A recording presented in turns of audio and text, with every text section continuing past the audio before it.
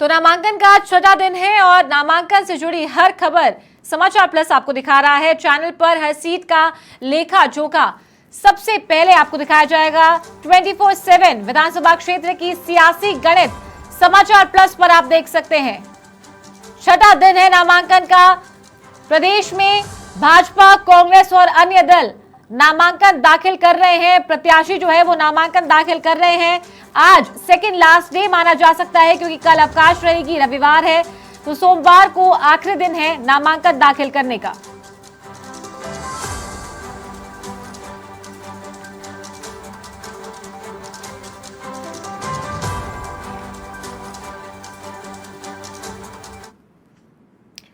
और इसी खबर पर अब रुक करते हैं जोधपुर से हमारे सहयोगी भूपेंद्र बिश्नोई का। लाइव हमारे साथ जुड़े हुए हैं। भूपेंद्र, तो नामांकन प्रक्रिया का छठा दिन है आज, कौन कौन सी सीटों पर नामांकन हो चुके हैं? मुख्य पार्टियों की बात करते हैं, भाजपा और कांग्रेस की।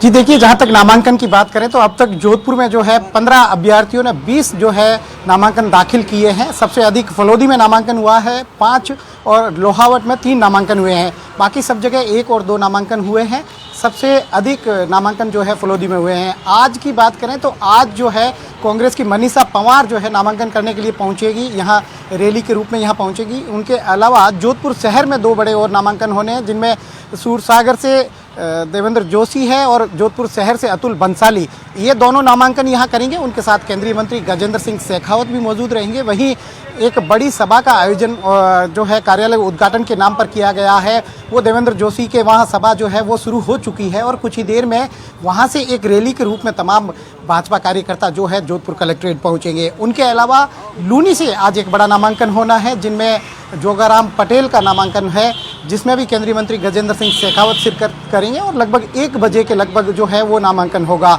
यहाँ से फिर लोहावट में एक और नामांकन होना है।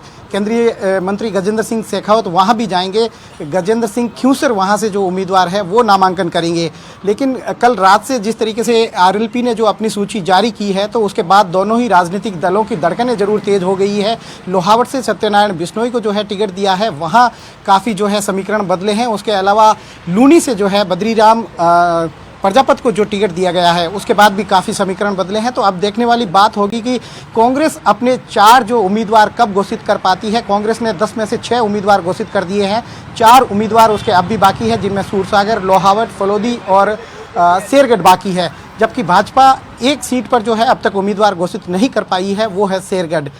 तमाम नज़रें जो है शेरगढ़ पर टिकी है, क्योंकि शेरगढ़ वो सीट है जहां दोनों ही राजनीतिक दल जो है अब तक ये फैसला नहीं कर पाए कि किसे उम्मीदवार बनाए। तो बड़ी बात है, शेरगढ़ का इंतज़ार जोधपुर में बेसब्री से हो रहा है कि शेरगढ़ सीट पर जो है कब तक नामांकन जो है उम्मीदवारों की घोषणा हो। उसके अलावा सूरसागर एक ऐसी सीट है, जोधपुर शहर की सीट है, जहाँ जो है अब तक इंतज़ार किया जा रहा है कांग्रेस के उम्मीदवार की। बीजेपी अपना उम्मीदवार घोषित कर चुकी है। देवेंद्र जोशी को अपना उम्मीदवार बनाया जा चुका है बीजेपी की तरफ से, और वो कुछ ही देर में यहाँ नामांकन भी दाखिल करेंगे। लेकिन कांग्रेस अभी भी उस पेच में फंसी है, क्या अल्पसंख्यक को यहाँ फिर से उम्मीदवार बनाया जाए, क्योंकि जिस पिछले 2 बार से लगातार अल्पसंख्यकों पर कांग्रेस ने दाव खेला, लेकिन वो सीट कांग्रेस के पार नहीं पड़ रही है, यानी कांग्रेस वहाँ से जीत नहीं पा रही है। तो अब देखने वाली बात होगी कि सूरसागर में कांग्रेस जो है किसे उम्मीदवार बनाती है।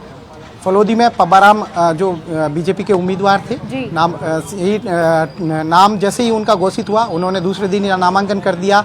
अर्जुन लाल गर्ग बिलाड़ा से बीजेपी के उम्मीदवार थे, उन्होंने अपना नामांकन कर लिया। अब सबकी नज़रें जो है आज के नामांकन पर है, और जो 6 तारीख लास्ट नामांकन है, उस दिन मुख्यमंत्री अशोक गहलोत खुद यह नामांकन करने के लिए आएंगे। एक बड़ी सभा का आयोजन जोधपुर में होने जा रहा है। उम्मेद जो स्टेडियम है, यहाँ मल्लिकार्जुन खड़गे आएंगे और एक बड़ी सभा जोधपुर में जो है कांग्रेस के लिए पहली बड़ी सभा यहाँ होने वाली है।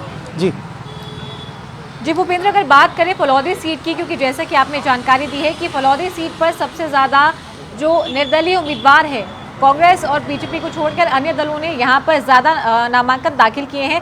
फलौदी सीट पर पब्बाराम बिश्नोई को, जो कि सिटिंग विधायक हैं, भाजपा ने टिकट दिया है उन्हें, लेकिन कांग्रेस ने अभी तक यहाँ पर प्रत्याशी अपना नहीं उतारा है। तो क्या समीकरण यहाँ पर बिगाड़ सकते हैं निर्दलीय उम्मीदवार?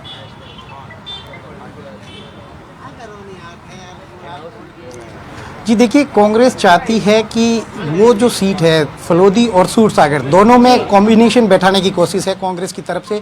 यदि सूरसागर में अल्पसंख्यक को जो है यहाँ से उम्मीदवार बनाया जाता है तो संभवतः जो है फलोदी में ब्राह्मण जो है उसको उम्मीदवार बनाया जा सकता है, ब्राह्मण वर्ग के लोग को उम्मीदवार बनाया जा सकता है, क्योंकि जो फलोदी सिटी है वहाँ काफ़ी अच्छी संख्या में मतदाता ब्राह्मण हैं। तो फिलहाल इंतजार हो रहा है कि सूरसागर में किसको कांग्रेस उम्मीदवार बनाए।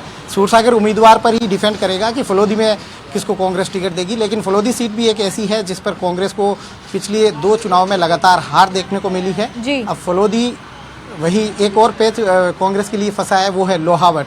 लोहावट से जो है सत्यनारायण विश्नोई का जो है रात को आरएलपी ने अपना उम्मीदवार बना दिया, वहीं बीजेपी ने गजेंद्र सिंह ख्यूसर को अपना उम्मीदवार बनाया है। तो अब कांग्रेस किस पर दाव खेलती है? अभिषेक चौधरी या वहाँ के सिटिंग एमएलए है कृष्णाराम, उन पर ये देखने वाली बात होगी कि दोनों में से किसको टिकट मिल पाता है। लेकिन अभिषेक भी पिछले कई दिनों से चुनाव प्रचार में यहाँ गौर करने वाली बात जुटे ये भी है कि जो कांग्रेस है उन्होंने अभी तक अपना प्रत्याशी घोषित नहीं किया है। लोहावट सीट की बात हम कर रहे हैं क्योंकि कृष्णाराम विश्नोई जो कि 40,000 वोटों से वहां से जीते थे, उसके बावजूद अभी तक वहां पर प्रत्याशी की घोषणा नहीं की गई है।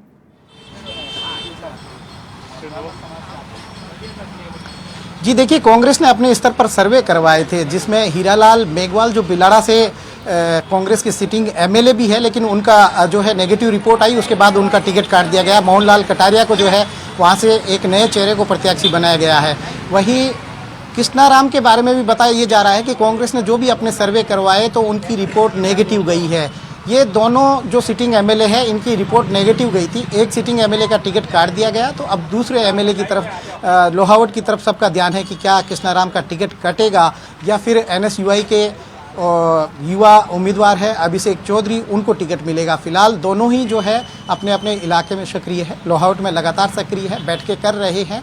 संभवतः किसी को हरी झंडी मिली होगी, लेकिन फिलहाल जो है टिकट अंतिम वक्त में घोषित करना ये रणनीति हो सकती है कि जो विरोध है वो कम हो, बागी कम आए। इसी को लेकर दोनों पार्टियां जो है इन सीटों पर अपना पेच जो है, अपना दाव जो है अंतिम समय पर खेलेगी। हो सकता है कल उम्मीदवार घोषित करें अंतिम समय पर कि आपको उम्मीदवार बनाया जाता है, ताकि किसी तरह का विद्रोह कम हो। जी, तो बात अगर लूनी सीट की करें तो यहाँ पर भी कांटे की टक्कर है, क्योंकि सिटिंग विधायक महेंद्र विश्नोई को कांग्रेस ने टिकट दिया है और उनके सामने जोगाराम पटेल हैं। तो यहाँ पर भी एक कड़ी टक्कर देखने को मिलेगी।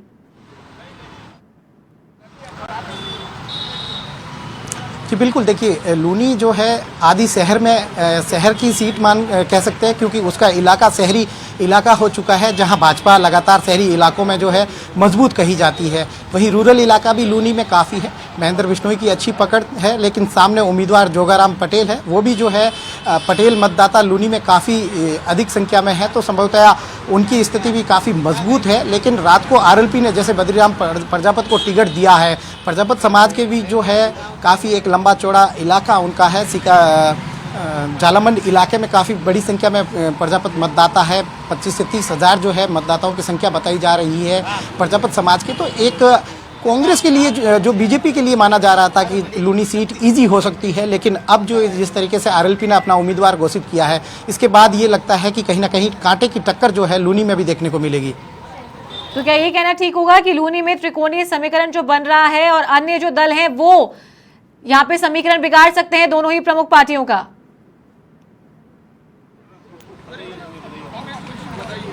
जी बिल्कुल, देखिए लूनी नहीं, उसके अलावा फलोदी भी एक ऐसी सीट बन चुकी है, बिलाड़ा भी एक ऐसी सीट बन चुकी है जहां जो है तीसरा उम्मीदवार जो है वो कहीं ना कहीं इनके कांग्रेस और बीजेपी दोनों के समीकरण बिगाड़ सकता है। लूनी में प्रजापत समाज का जो है उम्मीदवार घोषित हो चुका है, जगदीश कड़ेल को जो है बिलाड़ा से उम्मीदवार बनाया गया है।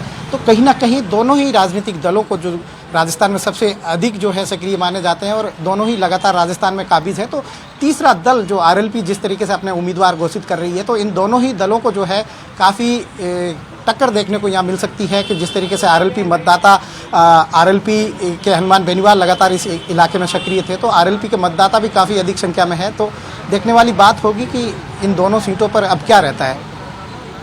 जी भूपेंद्र, अगर बात करें सबसे हॉट सीट सरदारपुरा की, उसका विश्लेषण आपसे चाहेंगे, क्योंकि मुख्यमंत्री यहां से चुनाव लड़ते हैं, प्रत्याशी के रूप में उतरे हैं। 34 साल की उम्र में प्रदेशाध्यक्ष बन गए थे और 50 साल से राजनीति में। इस सीट का विश्लेषण आपसे चाहेंगे कि कितने प्रबल दावेदार महेंद्र सिंह राठौर यहां पर साबित हो सकते हैं।